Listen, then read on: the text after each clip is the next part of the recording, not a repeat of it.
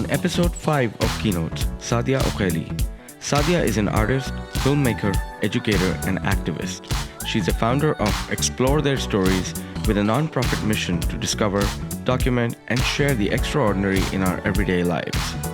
Sadia is the director of a current production, Bapsi, The Silences of My Life, a biopic in the making of the life and work of the iconic writer Bapsi Sidhwa. I got a chance to sit down with her during her short trip to Dubai, promoting and fundraising for her film. We talked about the inspiring and amazing life of Bapsi and what got Sadia into education and filmmaking. This episode is aimed towards creating awareness for Sadia's film and encourage donations towards her latest projects. Let's get on with the 5th episode of Keynotes with Sadia Uqaili. Thank you very much. Welcome to the show, Sadia. How are you? Very well, thank you. A little jet lagged, but fine. I'm pretty sure you must be really jet lagged. And then you have an event coming today evening? Yes, we do. All right. Yeah, thanks to our host here in Dubai, who I met for the first time. But I'm so glad that they believe in our vision. So how did that work? How did you get to meet Aisha Imtiaz, right? Poetic Strokes? That is correct. I actually got introduced to Aisha through Tanya Rahman, who I got introduced through another individual that I met in London last summer. I was presenting our project there, and this young lady, Aisha, came up to me and she said, "You have to meet Tanya, my friend," and she takes on invaluable, brings invaluable energy to projects like yours, and that's how I got connected. I love how this networking works, Yeah. When you're showcasing a creative project, any project in fact, you get to meet like-minded people, and then they're always so energetic and so passionate into sharing and helping each other out. That's the beauty of the community, So that's what we wanted to do as well. We found out that you were here. Thankfully, thanks to Aisha Imtiaz, she connected with my wife and said, you guys gotta have Sadia on the podcast.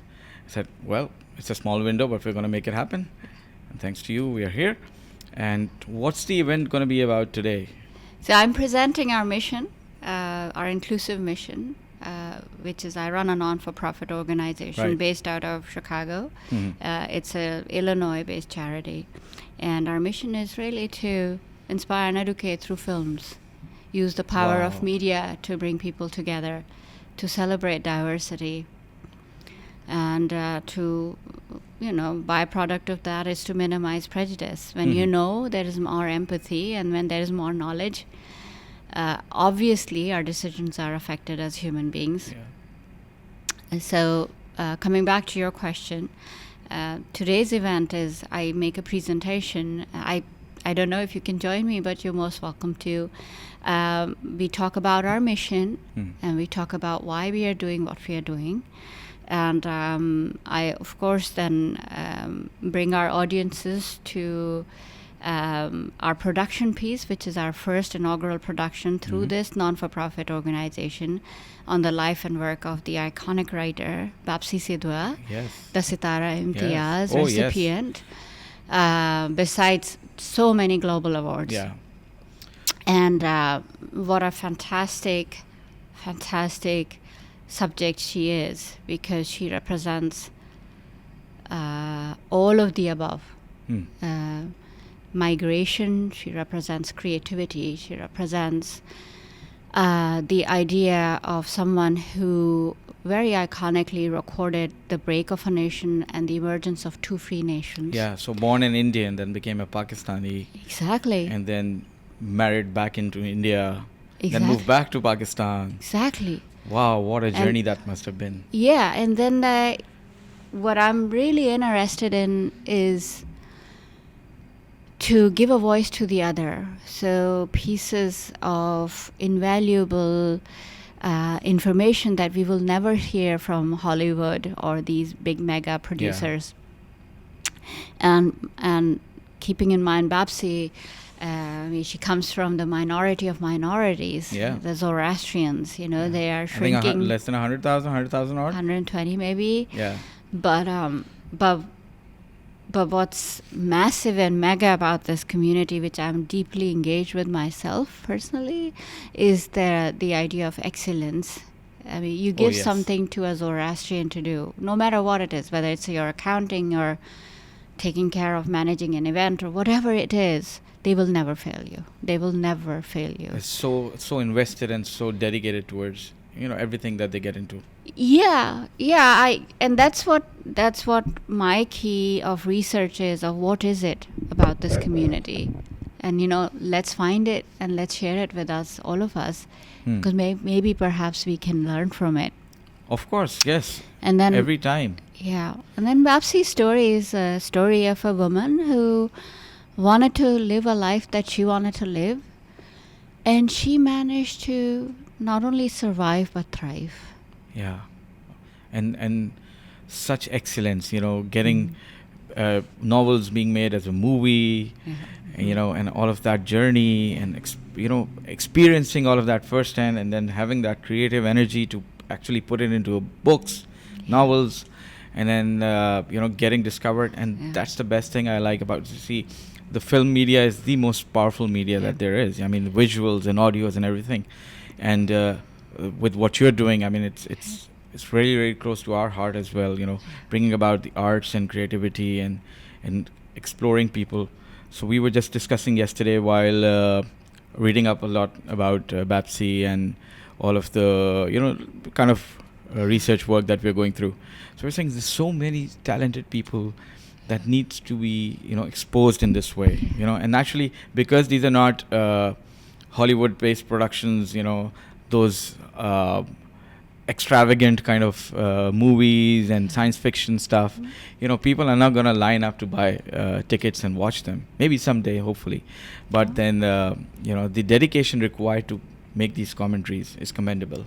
Thank you. Hats off to you and people like you who keep on doing it time and again. Thank you. And we've come to meet so many interesting people through the podcast, and we feel, there's so much of talent around us. Yeah, that is true. Which is not being exposed. Luckily I come from a family of a couple of such talented people. And so my aunt, my mom's elder sister, is known as the first lady scientist of Pakistan, Dr. Akhila Islam. So she's also arriving in Dubai tonight. And we have a podcast lined up with her as well. And so she has tremendous stories. I mean, from the time where, getting into education for young girls and women was itself a big challenge. And she went ahead and studied abroad, earned her PhD, and then into nuclear program of Pakistan and all of that. So tremendous stories. So these things come across, this thing. So when you met Bapsi for the first time, how was that experience? That would have been, amazing to meet somebody in flesh like that. Yeah, I mean, she's, despite all that she's achieved in life, she's absolutely humble and a very nice person to meet. So it was, I think it was love at first sight. She liked me, I liked her, and that's that is extremely important to establish that rapport with your subject matter, because our relationship, I would say, is it's a very close, deep relationship of, I would say, love and hate. Because when she doesn't want me, she wants me to be thrown out immediately. And I'm always in her face. I cannot let any moment of her life pass without recording it, or significant moment of her life, or an everyday, of a writer's life. So this is about her work, and this is about her life. It's she's become, it's becoming challenging as Bapsi ages, and I shouldn't. She matures, and she knows what she wants, and she has a mind of her own. She's a very brilliant intellectual who is in control, and very much in line with what suits her. So I just work, as a producer director. We have to be very much respectful of our subject schedules and be available on our toes day and night to what is an opportunity that could not be missed, right? So coming back to the mission of our program, we are all about education, and with some credible research, we know that South Asians, especially, we still believe in the brick and mortar model of education, which is fine because it's believable, it's concrete. Yeah. But some of us are visionaries, and we need to think beyond that. Because with the changing times and absolutely, yeah. And children, learning is no longer limited between 2 covers of a book. So I don't know if you know, but I've been running programs of arts education in pediatric hospitals for the last decade and a half. Wow. In Chicago, and we hired filmsmiths and creative writers and musicians and theater artists and visual artists, and we trained them how to work bedside. So my biggest budget had become film. 1, because film is expensive, and 2, because those were the most workshops most in demand. So 14 years into a job, being the chief program officer there, one needs to always check in of, am I getting too comfortable, or what is it that I could do in the next decade and a half, right? We all have a shelf life. I don't know how many breaths we have left, but each one of us has a gift. Yes, truly. And the moment we realize what that gift is, we need to begin sharing it and focusing it to use it, right? So my gift is to reach people through the gift that I have of the arts. And our program is to develop films on all genres, but films on lives or communities of excellence.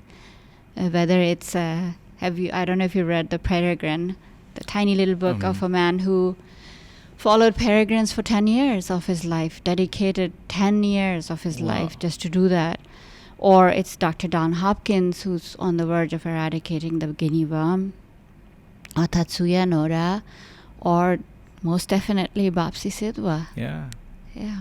So this film is taking some time to develop. Of course, you go into, even before the production, there's a lot of research to be done. And then, like you said, engaging with her, being there for most significance of events, even if she doesn't like it. And of course, you have got to be in her face, practically living with her, I would say, just to capture as many intimate moments as you can for the movie. So, and you're planning to distribute the movie hopefully by 2021. That's the program. Yeah, if everything goes well. As you know, a film has all these phases. Yeah. You rightly said. Research and development is the first one. Because our subject is kicking, alive and kicking, that will never end, because every day there's a curveball that comes my way. Sadia, did I mention, darling? I'm being given the Lifetime Achievement Award tomorrow. Wait, what?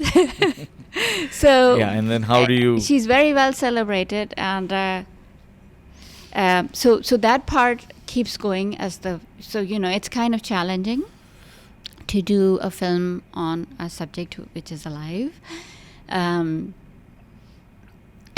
very rewarding at the same time. It's beautiful, actually, to see the change in the last 3 years, too, in Bapsi, and how the world is receiving and recognizing her in her senior years. And then the second phase is development, pre-production, of course. So we did that.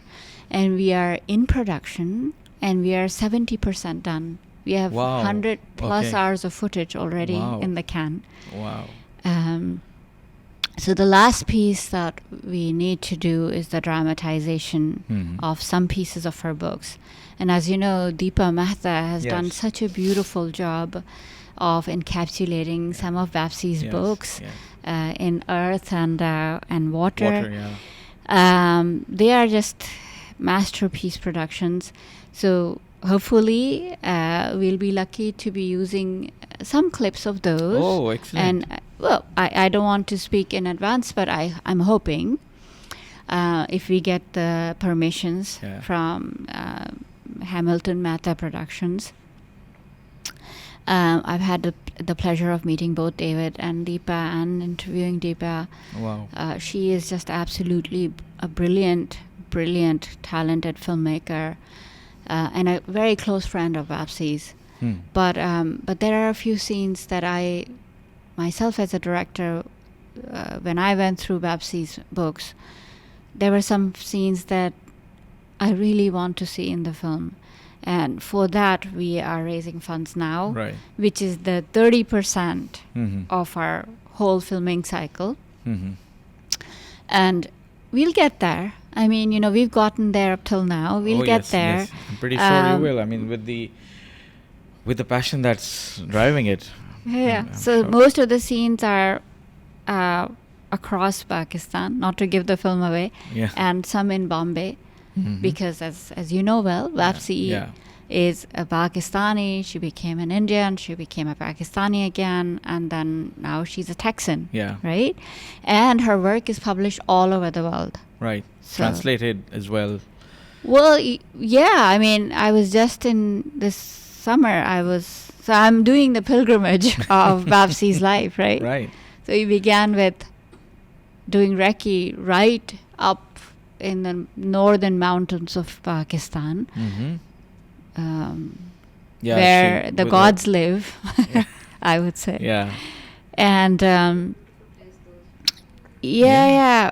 because I wanted to see what turned Bapsi into a writer, and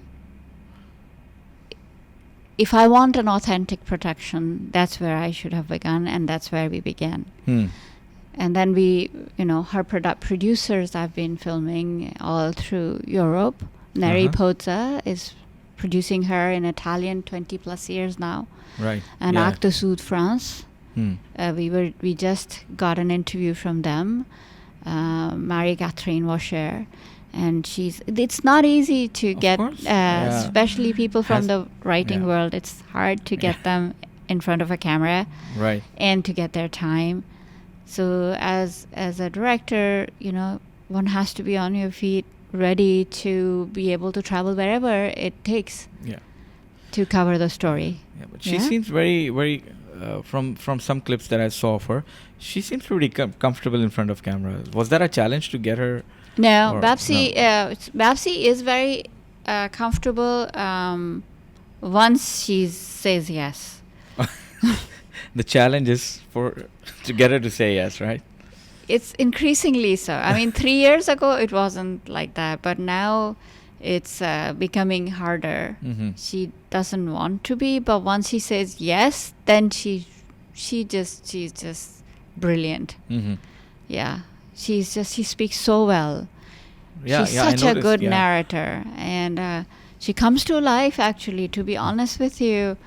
When she says yes, and when I'm with her and our crew is with her, Bapsi comes to life like, she's really in her element. And the stories that she would be able to tell of migration, of traveling, of I can't wait to see the footages. Yes, it's 80 years.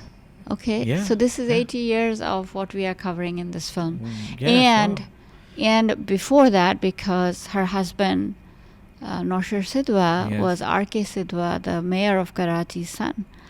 So there are some fantastic linkages to the time of partition that probably were not ever recorded that I have from these personal narratives. Wow. So it's it'll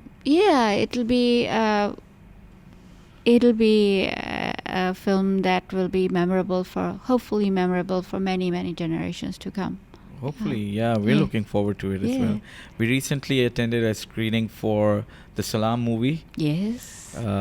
Again, thanks to and shout out to Aisha Imtiaz. And it was a lovely experience. There was so much of emotions and so much of storytelling and what happened and how it happened. And I'm sure this is right from the beginning. of Bapsi's life in Nathia Gali and those mountains, and then moving on to India and then back again, and it's going to be phenomenal. I hope so.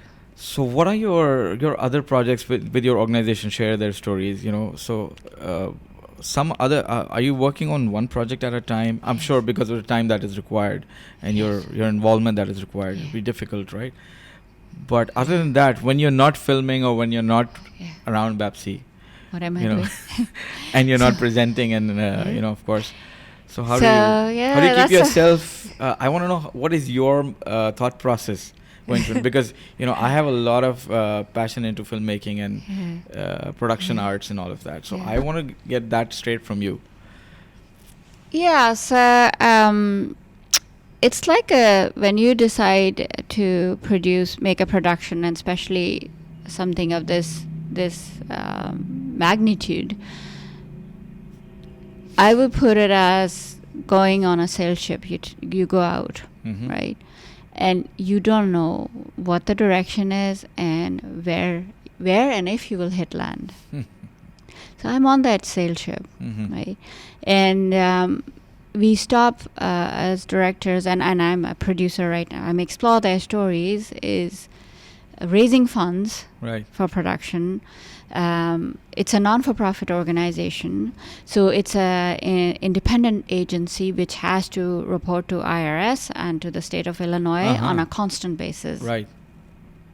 So there are very stringent checks and balances in place, and I'm also the executive director. So that takes a lot of administrative time. I would say 98% of my time, I mean, I may be probably exaggerating, but that's how it feels to me, is the admin piece. It's all about trying to raise funds, how many emails to write to whom, which events to attend, which events to say yes to, what one-on-one meetings, and then of course the accounting and the legal side of everything. We have to, just to get exclusive rights to Bapsi's story was not easy, right? I'm sure. So there's a lot of legality involved in film, and then to constantly keep tabs on production. So production does not, as you know well, it does not mean just interviewing Bapsi when we need to, but interviewing the whole realm of anyone that she ever connected significantly in her life, right? So from Sarah Sulehari Goodyear to filming her in Boston because she was at Yale teaching Bapsi for that many years. She taught at Yale, and Bapsi was one of her the writers that she saw. I mean, brilliant writer herself, right? To going to Naripotsa to interview Giuseppe Russo, or to be in Lahore, or to be trekking in the northern mountains of Pakistan, and then to be reading anything and everything that has ever been written about her and by her. Right? So academia, and then I don't know if you know that Rice University just collected all of Bapsi's work. Right? That's a huge honor for a South Asian woman to have achieved. And Jaipur Literary Arts Festival, it's one of the biggest literary arts festivals in the world, has just given the Lifetime Achievement Award to Bapsi. Yes, I read about that. The mayor of Houston declared it as the Bapsi Sidhwa Day. We got to film it. Oh, excellent. So for me, I would say most of it is fundraising, and because we want to hire. So every dollar raised up till now, every dollar has gone directly into production, right? And we will continue to do that, because my dedication is to film, not only produce a film which is going to stand on its own 2 feet and will be respected for the way it has been produced. Right. Film has, there is a balance of a very fine balance of a well-produced documentary, which is, one is the art of that film has to be very well done. Right. It has to capture your mind and your heart and your soul, right?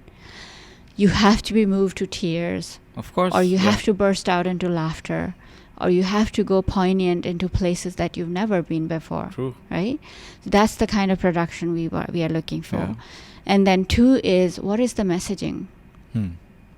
So documentaries, the job of documentaries is not only to document, but to share and to increase empathy, which is a direct impact on not only policy, but I'm also an economist, and I know very well what economic decisions are based on. Right? So that is our ultimate goal, to be able to bring all pieces of the world to most of us, so that there's an overall understanding. I mean, there is a certain kind of media that's being produced, but unfortunately, it sells well. You know what sells well, right? But you don't want to make that. I mean, this is out of your passion. But exactly. Well, this is passionate. This is my job. I'm an educator, right? So, we want to be as authentic on our research and our productions. Right. And coming back to the fine balances, so messaging has to be right and based on facts. And the third piece is funding. If there is no money, there is no film. There is no media, because media, when we hire people for a production day, it goes into thousands each day. Of right? course. Whether Bapsi says yes or I sit outside her house, I'm still paying my crew. Of course you are. Yeah. Right? So what we need is to continue to keep raising funds to be able to be on track for what the production needs. Right. And when you film, my job is to go through all that giant of a data that we've collected. Yeah. And I know the story, so I have to go through all the transcriptions. Yes. To find out what the crux of it is, and then the pieces of who to hire as a screenwriter, what will be our team on the ground in Asia. It's a global project. It is. And I'm always working on different time zones. Yeah. So my iPhone has all these the world clock on it. I'm really using it. Yeah, so that's the thing, because people usually don't give that much of course, because it's not a blockbuster Hollywood production, not in those contexts, then it doesn't get that limelight, the documentaries generally. But the amount of investing in terms of the timelines, in terms of your logistical issues and everything, that's tremendous. I think far more difficult to manage logistically than any big production houses in Hollywood that do, they have their own setups and CGIs and all of that. It's all in-house, easy to manage on their timelines. You have to work with, like for example, Bapsi's timelines and the awards that she's getting and where she's visiting and all of that. So you have to rearrange your timeline alongside her. So, but from strictly from a creative perspective, from a filmmaker and a creator perspective, the YouTube phenomena is really getting into, it's in everybody's hand. And you do have some documentary filmmakers who are also utilizing YouTube, not just for launching their projects, but also hardcore, what do you call as YouTube documentaries, filming from the perspective of not from a big screen but from a YouTube screen. So have you thought about that? What do you think about, I want to extend this one question further. What do you think about those creative filmmakers, that we call now as YouTube filmmakers? Yeah. So you think that's going in the right direction, or is that the right approach? Well, it's one of them, right? That most definitely. And there is an audience for all sorts of production. Right. Whether we produce a film which is going to have a festival release and a theatrical release before hopefully the film gets bought on networks. Again, when it gets bought on networks, there you go, it's on the palm of your hand. So, for me, as I said, I've been an educator all my life. It is my dream to be able to, once we do the festival runs and our contracts are done, to be able to really offer these films free of charge to the children or individuals who will never be able to go to a theater or buy a $10 ticket. And by the way, I just wanted to clarify that, and I'm sure you know that there is in the last few years, the market for documentaries has really, hit sky high. Yeah, that, like so I was people saying, do walk in and buy $10 tickets to go watch a well-produced documentary or a biopic. Yeah. Mm-hmm. So I'm just lucky. I was not following that trend. Mm-hmm. I was in it while that trend happens. We are already in it, right? Yeah. The reason why I took this on was, as I mentioned earlier, was because I saw what's happening in the next generation. I mean, 5 to 7 years from now, our children will really need this. Yeah. And we need to really double up day and night. And literally, I don't sleep much because there is no time to waste. I can imagine. If we want to be there for them when they reach 14, 15 years of age, and they're going to look for authentic works, they're going to look for authentic works from all over the world. Are we, as a nation or as individuals or as creative producers, what is our addition to this portfolio? Right. We have to think that. What names come behind every production? Right? Which are the biggest production houses in the world? Who's controlling them? Who's controlling the narrative? I wouldn't say controlling, but who is telling the narrative? Influencing, rather. Well, yeah. So those narratives have to be. It's for the best of the whole world. Right. To be able to listen to viewpoints from all aspects of all backgrounds. I mean, you take a flight, 12-hour, 13-hour flight, and I was looking at the globe that I was flying across. The whole world. I'm in Iceland and Europe and all of the Arab countries and land here. Back in the day, people would go on a ship and take that journey over months and years. Yes. Right? And that's where the cultural change and acclimatization, they would adopt languages, they would pick up cultures, and that is what was needed in order for us to be empathetic as global citizens. Now that's all gone. Yeah. Right? So everything is on the palm of our hand. Yeah. We see what's being produced.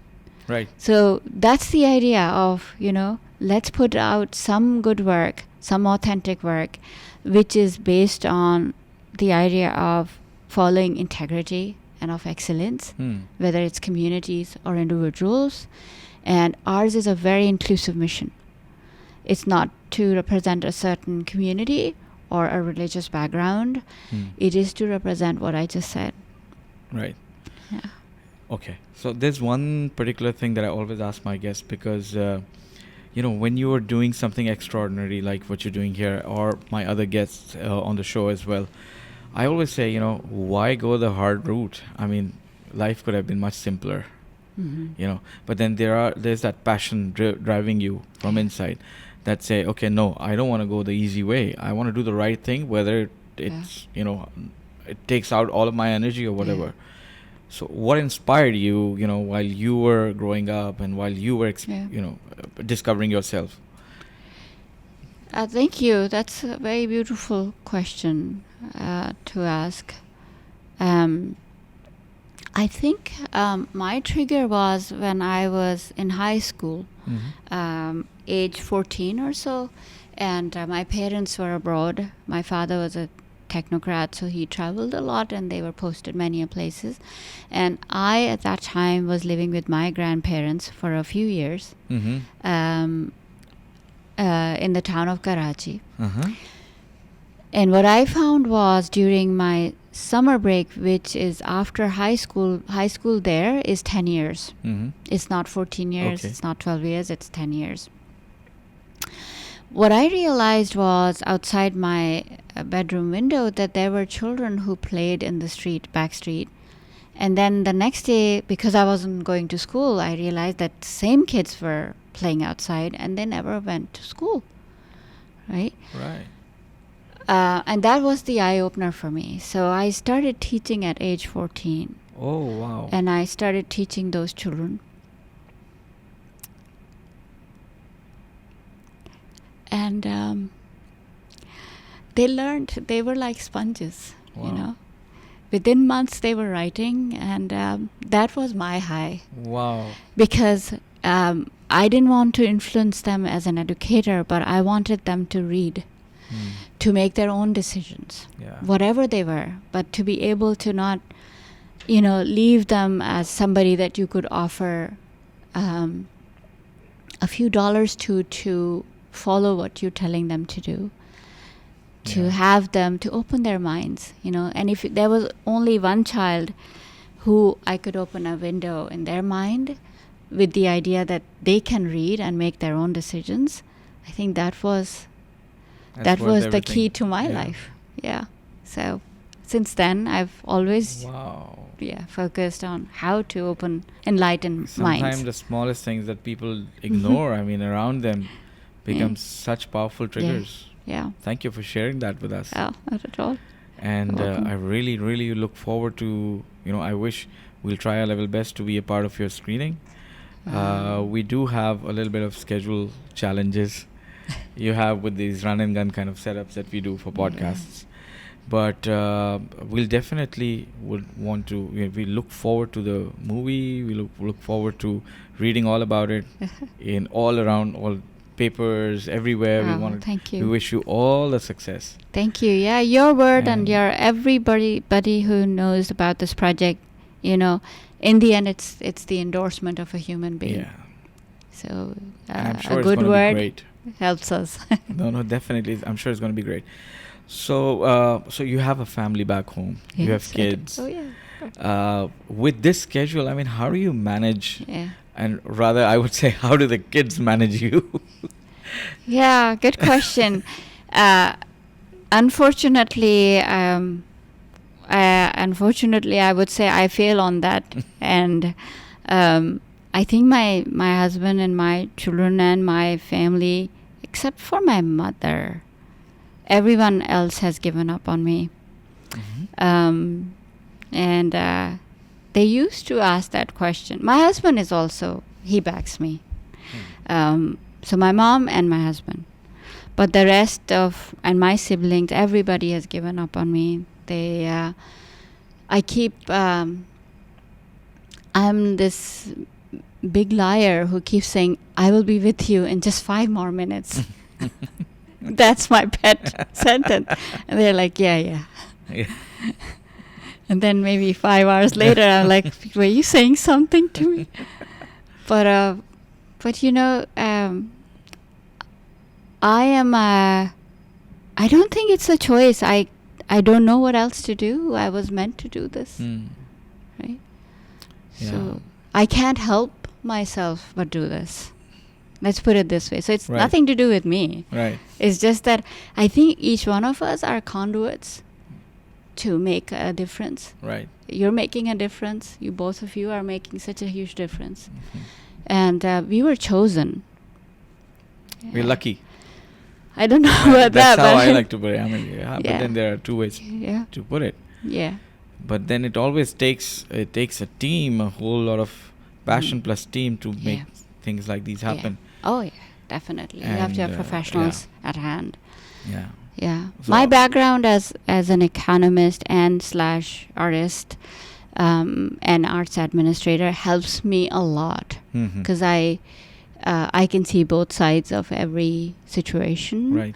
I don't understand this combination. Economist and filmmaker. There's like oil and water. What happened? Well, actually,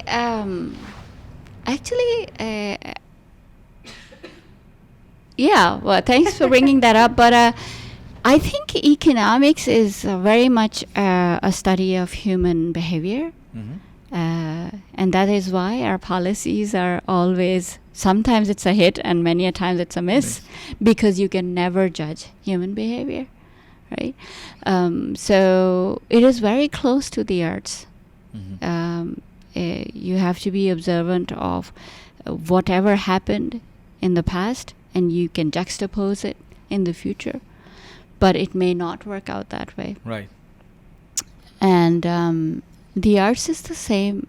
We just have to be as sensitive and as open to whatever life brings us. Right. And try and make sense of it.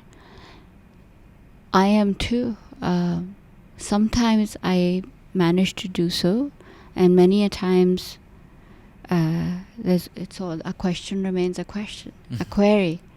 Right. Sometimes we don't find the answers, and that's what keeps us going. Great. As long as we're asking the right questions, the answers will fall back. The answers will reveal themselves. But the idea is to be asking the questions. And keep moving. I totally agree.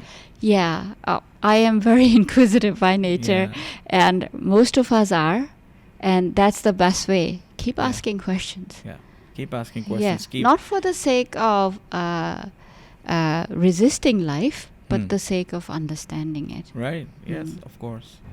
And learning and adapting and growing as an individual, and then as a nation, and then as a global citizen, maybe. So yeah, most definitely so. Yeah. Great. Thank you very much for your time, Sadia. I don't want to hold you back. You've got a lot on your plate today. There's a lot to be done. I can see the environment around here, the room that we're filming in. It's going to be buzzing with a lot of people. I hope so. Soon.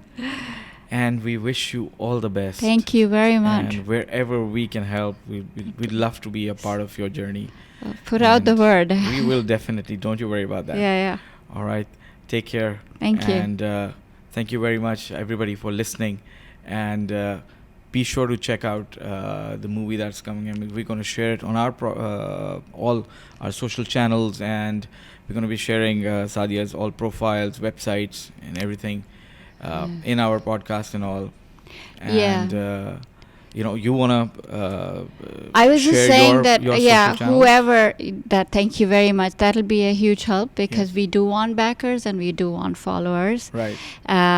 You can get a huge big backer who writes you a big check, or you can find hundreds and thousands of backers who can give $1 or $10 and even be a part of this project. Guys. Even every dollar makes a difference, and I do want everyone to be a part of this. This thing is not done alone, and the idea is to have a larger community behind this. Right. So we are on Insta and on Facebook. Excellent. Explore their stories. Right. And then of course there's a website to it.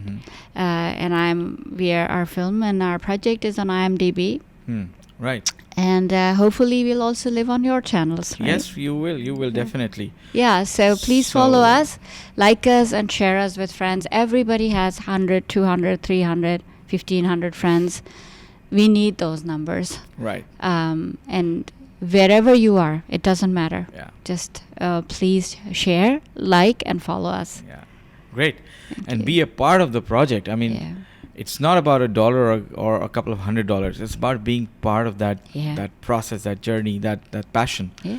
So I expect everybody of my listeners at least to pitch in. And you want to connect with me on socials, I'm at Farrukh Talks. That's FARRUKH TALKS. Farrukh Talks on all socials. That's Insta, Facebook, and Twitter. And that's the idea of the podcast, to share these lovely stories, to inspire you guys to go out and live your dream. Stay inspired, and I'll see you guys in the next one.